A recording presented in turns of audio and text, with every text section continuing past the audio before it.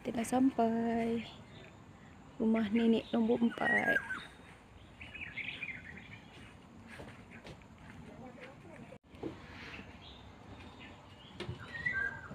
Kita tidur sini di rumah nenek. Untuk 2 orang. Duduk sini. Rumah nenek. Dah siap nyala lampu lap-lip dah. Sebab kita check in waktu raya. Let's go. Sebalkis. Tu jiran pun on lampu raya.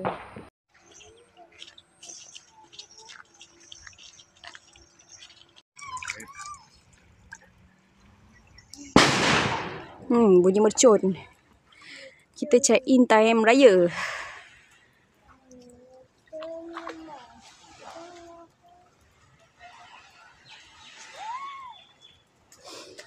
Bunyi angin laut. Ombak laut.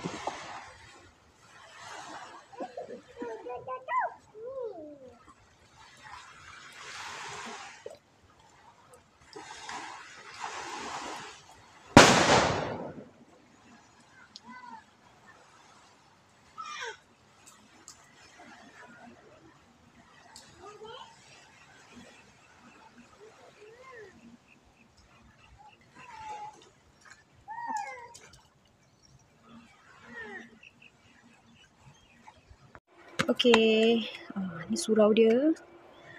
Kawasan chalet-chalet tadi lah. Okey, ni kolam, ngadap laut. So nice. Kolam. Ada tempayan-tempayan macam zaman dulu lah.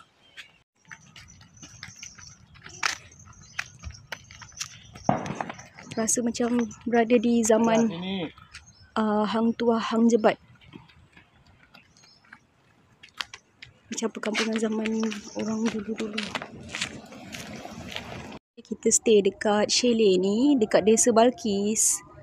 Terbaik sewa chalet ni siap ada lampu raya lagi. Dah on dah. Okay, kita pergi mandi swimming pool sekejap.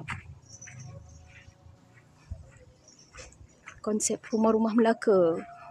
Stay dekat chalet macam ala-ala perkampungan Melaka. Feeling-feeling zaman-zaman Hang Jebat. Hai. Dengan rumah ni. Ni rumah Pak Ngah. Sini rumah macam konsep rumah Melaka lah. Kalau nak sewa time raya memang best. Tu rumah chalet tangga Melaka. Sini si ada ambin. Yang